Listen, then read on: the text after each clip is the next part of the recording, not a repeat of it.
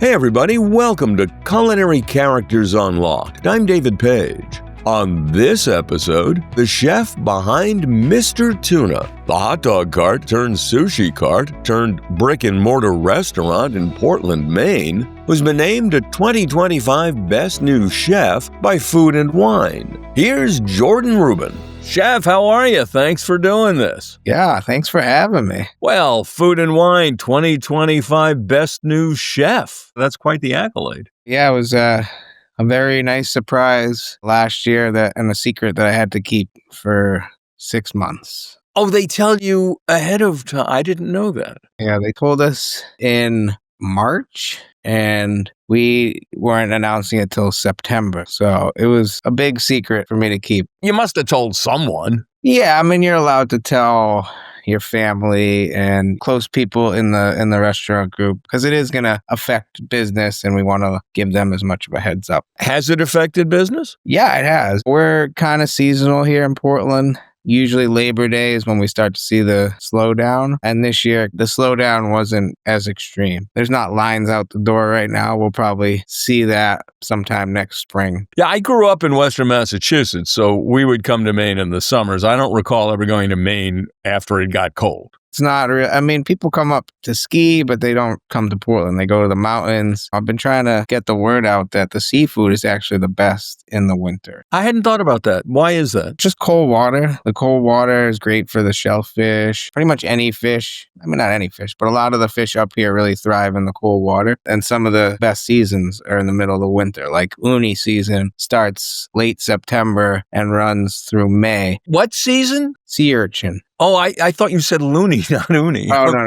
Uni. Gotcha. I didn't realize there was sea urchin being harvested off the coast of Maine. Oh, yeah. It's very similar to some of the Japanese sea urchin like that you would see in Hokkaido. Same species. It's some of my favorite anywhere. Like I've had Japanese uni and I think Maine uni is just as good, if not better. For anyone who doesn't know, it's the reproductive organs of a sea urchin. That'll really get you all set for that meal. Yeah, we used to joke and call it the male eggs. What do you do with it? How do you serve it? You could do lots of things with it, but traditionally in a sushi restaurant, it's just served raw. We try not to dress it up too much, keep it really simple so you can taste all the beautiful flavors and textures of the uni. Well, when did you first try sushi? There was like a sushi bar probably when I was a teenager. Sushi was just starting to kind of make its move around the States. Where did you grow up? I grew up in Western Mass, actually. Where? In Long Meadow, small town. Oh, that's not Western. I grew up in Greenfield. All right, well, maybe not that far. But I grew up there, and yeah, we had like a sushi bar in town, one sushi bar, and it was pretty good. Were your parents into food?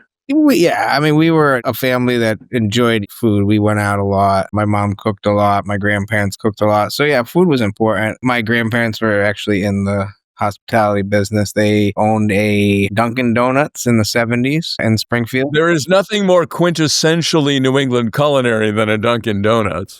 So it's in my blood, the entrepreneurship, owning my own business. Okay, so as a kid, you have a food-interested family. Did you cook? Did you help out in the kitchen? I mean, at what point did the culinary thing become important to you? I didn't really help out in the kitchen. I wasn't a very clean, organized kid. I was kind of a wild man. So I think my mom was probably happy to keep me out of the kitchen, but I loved to eat. There was nothing I wouldn't eat as a kid. So I would pretty much try anything and I ate a lot. We used to joke and call my dad the garbage disposal because anything left on the table, he was going to eat it. So we just enjoyed food. But cooking, I didn't really, we used to cook in college for the guys that we were all living with. Where'd you go to college? I went to Johnson & Wales in Providence. Okay, well, hold on, back up. So clearly you got an interest in cooking because that's a culinary school. So when did you look up one day and say, I think I want to be a chef?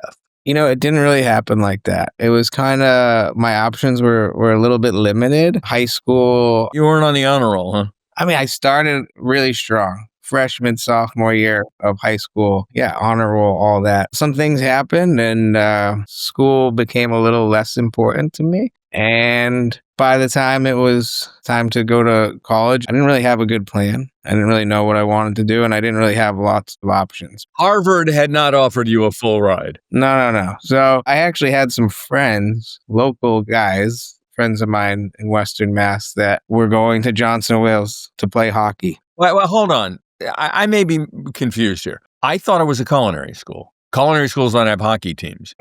Johnson Wales, it has a business school. They have like a criminal justice program, not just culinary, but that's kind of what they're known for. So I had a couple of friends that went there, and the admissions process was basically you apply, and if you can pay, you get in. I don't know if it's still like that, but that's how it was back then. So why'd you pick culinary? I like to be very hands-on. It just seemed like something that I could really get into. My attention span for school-type classes, like English class or just like sitting in a classroom wasn't really my thing. So you end up accidentally kind of going to culinary school. Exactly. At some point, did the light go off? Did you look up and say, wow, I like this. I'm good at this. I should do this. Took a while. You are not the standard story, dude. No.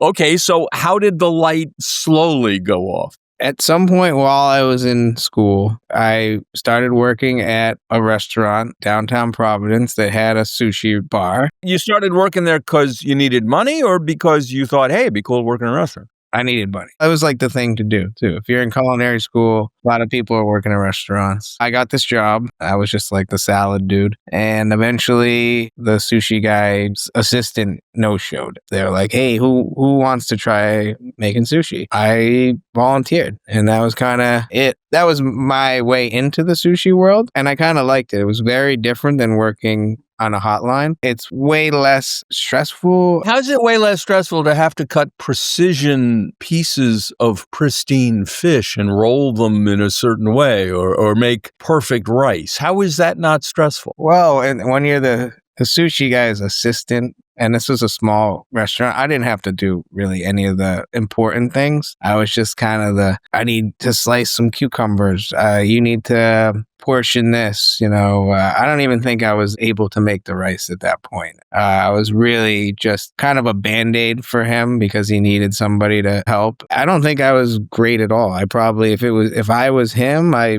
probably would have let myself go. But this clicked with you. I enjoyed it. I enjoyed it, but it's one of those things that takes a long time to get good at. So how'd you get good at it? I just stuck with it. Through a variety of jobs, I guess? Yeah, like that place, I probably lasted at the sushi bar there for maybe 2 or 3 months before they hired somebody else and they put me back on the salad station. I just started putting it on my resume. I was like, yeah, I worked at a sushi bar, and I started applying at sushi restaurants, and I kind of, faked it till I made it type of situation. So you're literally learning this complicated skill on the job, no training. There's some training, but it's very minimal because a lot of sushi chefs don't want to invest in people until they really believe that they're worthy of passing on their knowledge, because it's a lot of knowledge and it takes a chef a lot of time to learn this. So they're very particular, and I don't think I earned that right to be taught in the beginning. When and where did you earn it and learn it? So I was very lucky that I found a job in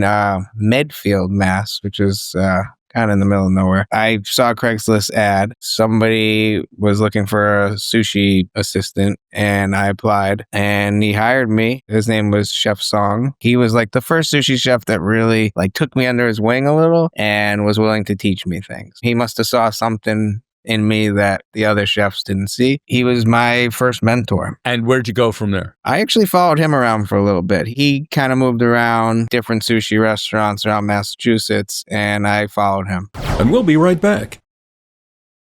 Eventually, I started working in Boston. That was like my first big, legitimate sushi restaurant in Boston. The place called Uni, right? That's right. I see in print, I see it referred to as a sashimi bar as opposed to a sushi bar. A, is that right? And B, for those who don't know the difference, what is the difference between sushi and sashimi, which end up on the same menu wherever you go? Yeah, when I started there, it was a sashimi bar. They've actually morphed into a full-on sushi restaurant now. The difference between sashimi and sushi being? Sashimi is just the sliced fish, just like slices of fish. And then nigiri which can commonly be known as sushi, is sliced fish over a ball of rice. And then there's the rolls that are also sushi. Right. There's maki rolls, which is a little more of a, American thing. I don't think they were doing makis in Japan. That kind of got started with like the California roll and all that. Okay, so you're working at Uni in Boston. Are you learning more? Totally. I mean, it was probably the first really professional kitchen I worked at. I mean, like the sushi restaurants I worked before were run very nicely, but this was next level. This was like a James Beard nominated restaurant, or maybe they won. They might have won a medal back then. So it was really like the next level for me. And I did learn a ton. I mean,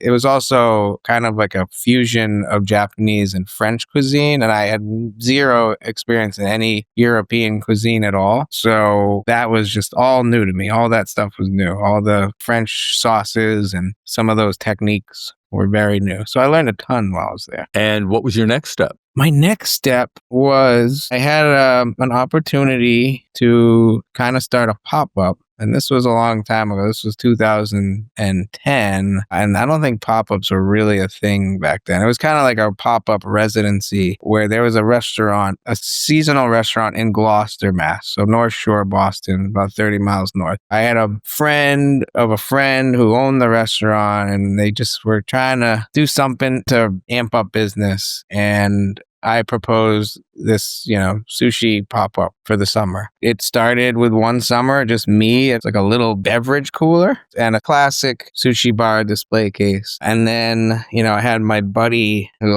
did some light carpentry work on the side, and he built me like a little counter and had 4 seats. So this is basically right in the middle of the dining room. This restaurant. We just built this thing, put 4 seats at it. Underneath was like a wine cooler. And that's how it started. I mean, this was a huge restaurant. It sat almost 200 people in it. I take it you were a success doing this? Yeah, I mean, it was popular because there was very little sushi in the town at the time. And I would assume it being Gloucester, also access to amazing fish. Totally. Yeah, great fish there. The restaurant was on the ocean. You could pull your boat up, dock right at the restaurant. Yeah, it started to grow. Like the first year, it was just me. And I was actually still working at Uni at the time. I worked 2 days at Uni, and I worked 5 days at my pop-up. So I didn't have a day off the whole summer. And it went well. Went well enough that we did it again next year. And it grew enough. We built a new sushi bar in a different part of the restaurant. And this time it had, I think, 8 seats. Whoa, you doubled. That's right. And then I was able to hire somebody. And ironically, it was the chef that trained me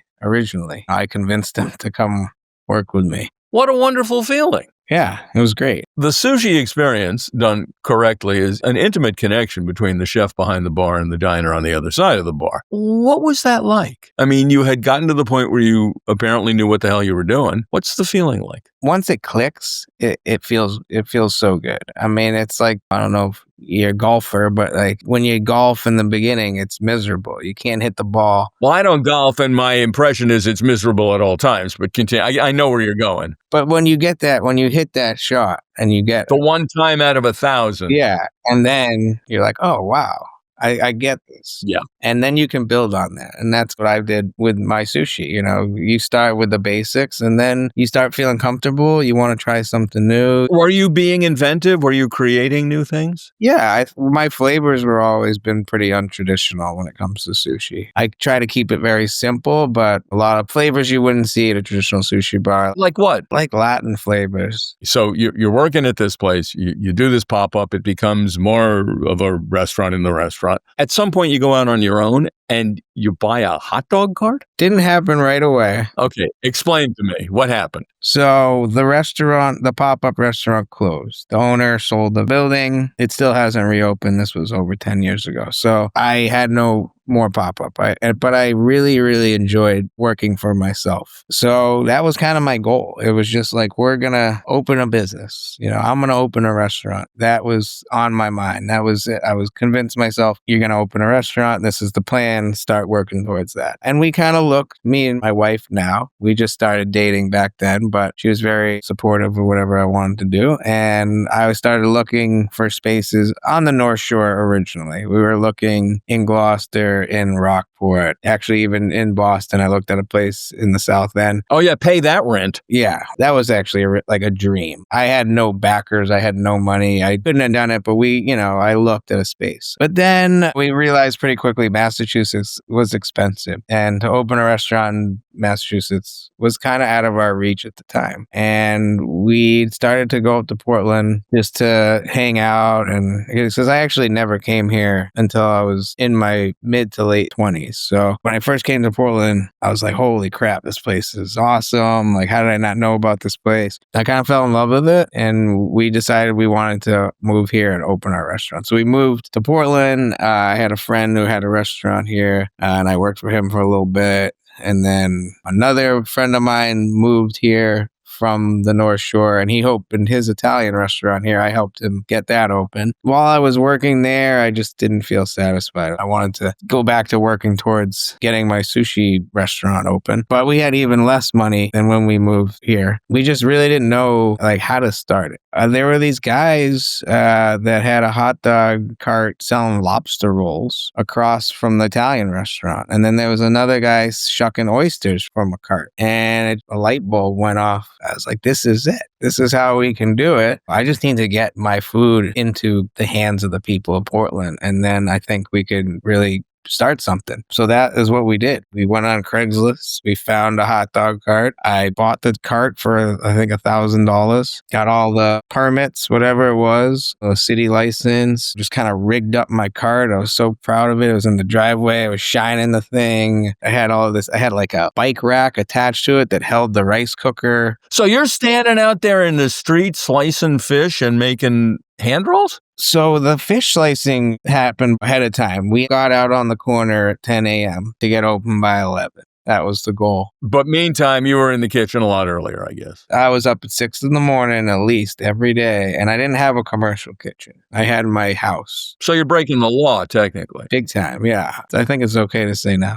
Probably a statute of limitations, yeah. Yeah. It was just me in my apartment kitchen. Were you getting the fish every morning? What were you doing? How are you getting your product? The delivery guys, at some point, they started coming to my house. But before that, I used to have to meet them in a parking lot of the other sushi restaurants. I would be on the phone with the driver, where are you now? He'd be like, I'm over at Yosaku. And I'll be like, oh, well, I'm 10 minutes away. Where are you going to be in 10 minutes? I'll be at this sushi restaurant. This sounds like a drug deal out of a movie. But yeah, I mean, that's how it worked for the first 6 months to a year. How'd you get the word out, though? I mean, you can't just roll a cart down and say, hi, I'm here selling sushi and get a crowd, or did you? It's a small town.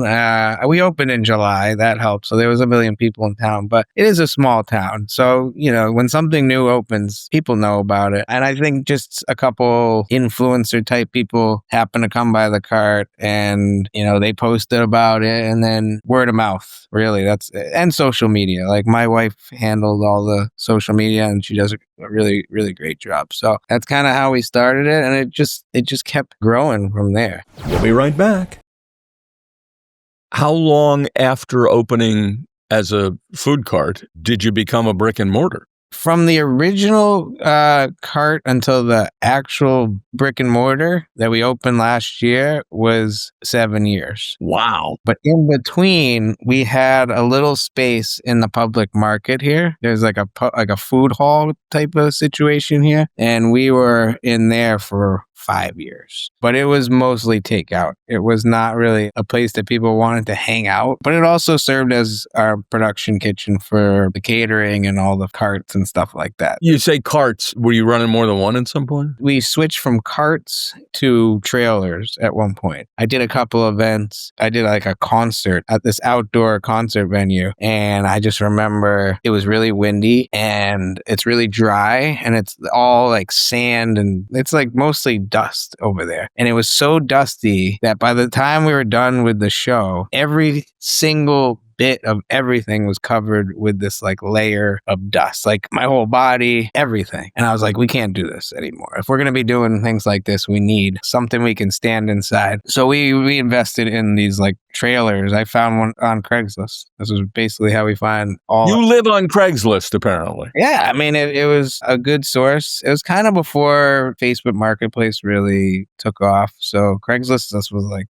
how we found our carts. And we found it was like a shaved ice and cotton candy cart from New Hampshire. I drove out to New Hampshire. I picked it up. We ended up eventually getting 2 more of those same carts from random other places. We just turned them into sushi carts. Okay, let me jump you forward to the brick and mortar. Yeah. At some point you look up and you say, I think we could actually fund an honest to God restaurant now. Was it hard to make that happen? Well, we had a history of income through the business, and we had a name at that point. People knew who we were. Yeah, why did you pick the name Mr. Tuna? I mean, Food and Wine had a picture of you gleefully holding this huge butchered tuna that is wider than your body. What did that thing weigh? That fish, man, I think it was about a 500-pound fish. Dressed, we call it, when it's dressed, it's when the head and the guts and the tail are removed. So when it was swimming in the water, it's probably 650, something like that. Jeez. Okay. So, but why Mr. Tuna? I mean, there's all kinds of fish in sushi. I mean, that was a nickname.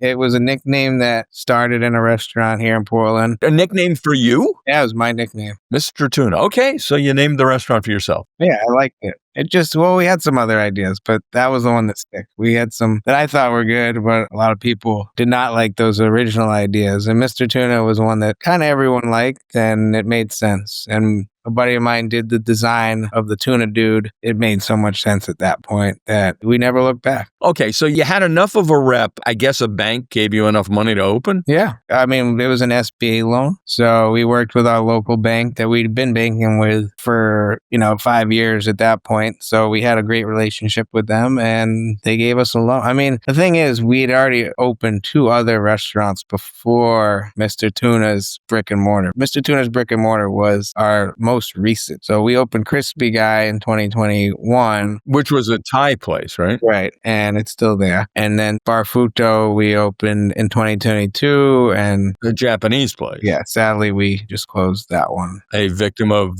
the economy, I would guess? A combination of a lot of things, but definitely that's part of it. A lot of restaurants are closing these days. I'm sorry. Okay. You open Mr. Tuna and you're behind an honest to God counter in your place. Anything change? Yeah, it changed overnight. A lot of people that were only getting takeout started to come in the restaurant. It was a place that people wanted to hang out. And I think that's what we were really missing in the public market space. It just didn't have, as much as we tried to make it feel like a restaurant, make it feel like a place that somebody would want to sit down and hang out and have a meal, it never happened. So as soon as we opened the other space, I mean, so many people were coming in just thanking us, saying, thanks for opening this place. Like, we've been wanting a place to eat Mr. Tuna in a setting like this for over 5 years. And we just saw the business grow in incredible amounts in the first year. Let's talk about what you serve there. I mean, one write-up said, the food is delightful, impeccable, honest, and full of surprises. What's your philosophy and what are you turning out? Our philosophy, sustainable seafood is a huge, huge part of Mr. Tuna. So the sourcing of the fish and everything we use there is very deliberate and something that I put tons of time and effort into building relationships with fishmongers or fishermen or really anywhere where we can get the best local product. So that is kind of the cornerstone of Mr. Tuna: sustainability, local, and quality. Those are like the 3 things that we really strive for. And then, the food is simple. Sushi is a simple cuisine. We like to play around with flavors, but we also really try to keep the food simple so you can really taste all the beautiful flavors of the seafood. That's number 1 is the seafood, and we want that to shine. Tell me about some of what you're offering. Well, I think the tuna tasting is one of the dishes that really represents what we're doing because it's all local tuna. Hey, what is it when you say tuna tasting? It's a sample of 4 different cuts of a bluefin tuna. Being? Akami, which is the lean red tuna. Chutoro, which is a medium fatty tuna. Otoro, which is the super fatty tuna. And then aburi toro, it's a fatty cut. We usually use a piece from the collar. I was going to ask if you did collar. Oh, yeah. That's my favorite. Basically around the neck if the tuna was walking on 2 feet. Yeah. It's the most marbled part of the tuna. And we marinate that, and then we just kind of torch it a little. It just melts in your mouth. That's the tuna tasting. You get 2 slices each of those cuts. It's nice for sharing. For a group of 2, everybody gets to try 1 piece. It just shows how diverse a piece of fish like a tuna can be. I mean, one part of the fish compared to the other, you wouldn't even know you're eating the same species. So I think that one's a great one that represents our dedication to getting the best local fish. And is that served as sashimi or nigiri? That's sashimi. We actually don't do nigiri at Mr. Tuna at all. What else are you doing in the sashimi world from other fish or other seafood? I mean, do you do scallops? What do you do? Yeah, we have the menus broken up into categories, and one of the categories is sashimi, and then we have a category underneath that called dressed up sashimi. So the dressed up sashimi has different elements. It's like a fully composed, like a crudo, essentially, but with Japanese flavors. So that one we get to really play around with just different flavors, things that are local, things that interest me right now. Well, you've got one there I noticed, tuna de tigre. Is it Peruvian? Yeah, it's Peruvian, but also there's some Southeast Asian flavors in there as well. In Peru, there's a huge Japanese population, and there's actually a whole cuisine called Nikkei that came out of Japanese people living in Peru, and it's kind of a mix of Peruvian and Japanese, like very high acid ceviches, stuff like that. So that was the inspiration for the tigre. Are you doing a ceviche? Well, the tuna de tigre is essentially a ceviche. There's tons of lime juice in there, but it has like this coconut milk that really smooths it out. And I think it's just a nice balanced dish. And it's our most popular dish for sure. It wasn't always, but when the New York Times wrote about it. That usually helps. Yeah. Well, give me some more. You mentioned earlier that you do unusual flavors for sushi or sashimi, and this is obviously one example. Give me another. We have a green chili sauce that we do with our tuna tataki. What's a tuna tataki? Tuna tataki is just seared, really hard seared tuna, like fast and hard. So it's still like completely raw in the middle, but it creates a nice crust on the outside. So partially cooked. We do that in a hand roll. We also do it in a maki. Okay, the difference between a hand roll and a maki being? A hand roll, you make it in your hand. It can be either shaped like a cone. It could be shaped like a little taco. It could be rolled up like a cigar. But the constant there is that it's made in your hand, and usually it's just handed to whoever's eating it. It never touches a cutting board. A maki, you're making on the cutting board and you're slicing it. It's the round slices. Yeah. I'm looking, you have several that are listed as, you got spicy tuna, spicy salmon, spicy crunchy shrimp, spicy scallop and crab. Is it all the same, just the seafood changes, or is it different combinations? They're all very different. So the spicy tuna is a tartare, and that's dressed with sriracha and chili oil. The spicy salmon has our house-made sweet chili sauce, which is like fish sauce, lime juice, and sriracha and palm sugar. The spicy scallop and crab is our spicy mayo. So everyone's kind of a little different, but we really like to add spice to the fish, and it complements sushi really well. You have at least a couple of items that have no fish. You've got a sweet potato roll, you've got a veggie roll, and technically to be sushi, you need vinegared rice. It doesn't have to be fish. Do you have a lot of people asking for the vegetarian or veggie versions? Do you think that's growing? Yes, it's growing. Also, the gluten-free thing is growing like crazy. So we can accommodate gluten-free almost across the whole menu, which is very rare for a sushi restaurant or any restaurant for that matter. But yeah, like we really like to cater to a large group of people. So we don't want to alienate people. We want to make sure that we have something for everyone, whether it's cooked fish or vegetables or things that, people have allergies to. We can work around it. We just want to have a little something for everybody. And because we're just a sushi restaurant and we're not a full Japanese restaurant, we don't have chicken teriyaki, we don't have udon or any of that stuff. So we really want to have the sushi offerings be a little diverse. I noticed you have a section called Maki Burrito. Yeah, so the sushi burrito was something actually we did day one on the cart. The hot dog cart, the opening menu was 3 burritos and 3 hand rolls. And essentially a sushi burrito is just a super large sushi roll that you don't cut. So you just wrap it in parchment paper and you just kind of peel it back and eat it like a burrito. You know, you can eat it on the go, which we thought was perfect for the food cart because people are just coming up real quick. They want their lunch. You know, they're not always have time to sit down. And if they did, they'd probably go to a sit down restaurant. So the hand rolls and the burritos were just easy handheld food. I want to back up. You mentioned, and we kind of jumped over your opening Crispy Guy, a Thai-influenced restaurant. How's that doing? What do you serve there? It's doing great. It's definitely our most consistent restaurant because it is seasonal here, somewhat seasonal. Crispy Guy definitely stays pretty steady throughout the year. And we're specializing in Thai street food, specifically Thai fried chicken and cocktails, tropical cocktails. Why'd you open that? I mean, you were making your mark in sushi. Why'd you jump to that before you opened a sit-down sushi place? We were in a lease at the market there, the food hall. We still had, I think it was 2021, we still had 3.5 years left on the lease. So it wasn't really an option. I had never had any intention of opening a Thai restaurant. I have zero background in Thai. So what happened? A friend of mine who I cooked with here in Portland, he moved to Thailand and he was living there for,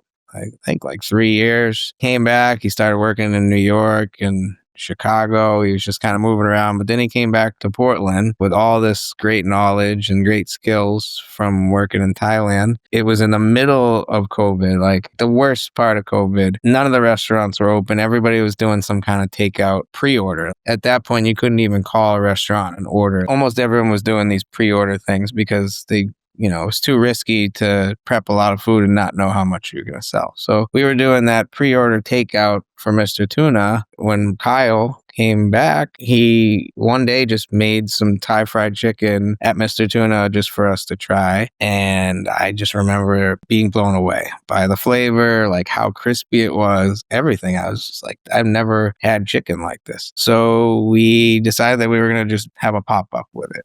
Let's do one night of Crispy Guy. We came up with a design, like a little logo that Kyle's girlfriend at the time drew. And we basically just put it out there Thanksgiving week. Crispy Guy, we're popping up. Pre-orders start at noon on Wednesday.